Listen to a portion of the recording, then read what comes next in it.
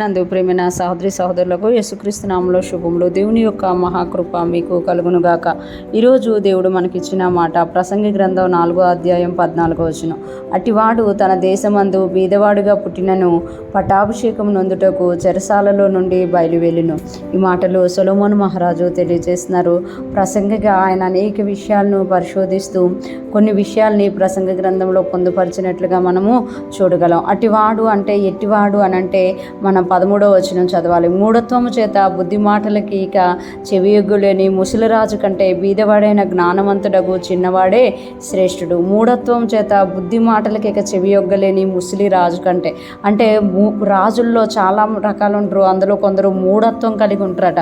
వాళ్ళంట బుద్ధి మాటలకి ఇక చెవియొగ్గలేరట. అంటే బుద్ధి మాటలు వినరు కానీ చెడ్డ మాటలు వింటారు. ఆ ముసలి రాజు కంటే బీదవాడైన జ్ఞానవంతుడగు చిన్నవాడే శ్రేష్ఠుడు. బీదవాడై జ్ఞానవంతుడైన చిన్నవాడే అంటే బాలుడైన వాడే శ్రేష్ఠుడు. అటివాడు తన దేశమందు బీదవాడిగా పుట్టినను పట్టాభిషేకం నందుటకు చెరసాలలో నుండి బయలువెళ్ళును. అట్టివాడు తన దేశమందు బీదవాడిగా పుట్టినను అంటే బీదవాడిగా ఆ చిన్న బాలుడు పుట్టిన ఆ చిన్నవాడు పుట్టిన ఆ బీదవాడిగా పుట్టిన వాని యందు ఏముందంట? జ్ఞానం ఉందంట.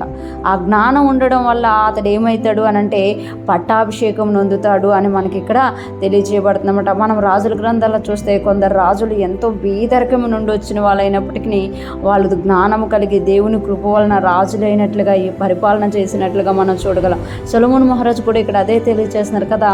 బీదవాడైన జ్ఞానవంతుడకు చిన్నవాడే శ్రేష్ఠుడు. అట్టివాడు తన దేశమందు బీదవాడిగా పుట్టినను పట్టాభిషేకం నందుటకు చెరసాలలో నుండి బయలువెళ్ళిన. అంటే ఇంకా జ్ఞానవంతుడైన బీదవాడు ఎక్కడున్నాడు అని అంటే చెరసాలలో ఉన్నాడు. కానీ అతని జ్ఞానం వలన ఆ జ్ఞానముతో అతడు ఏం చేసుకున్నాడు అనంటే చెరసాలలో నుండి బయటికి రావడమే కాకుండా ఆ దేశమును ఏలడానికి పట్టాభిషేకము నొందాడంట. ఈరోజు ఫ్రెష్మన్న వింటున్న ప్రతి ఒక్కరూ జ్ఞాపకం చేసుకోవాలి.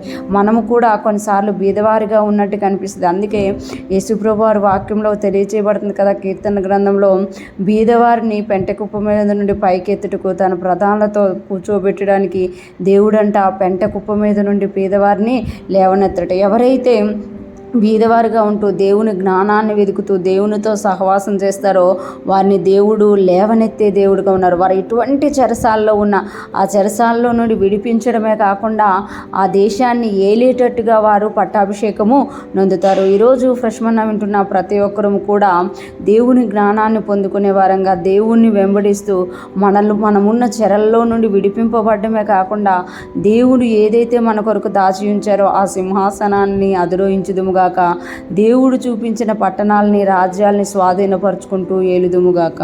ఆమేన్.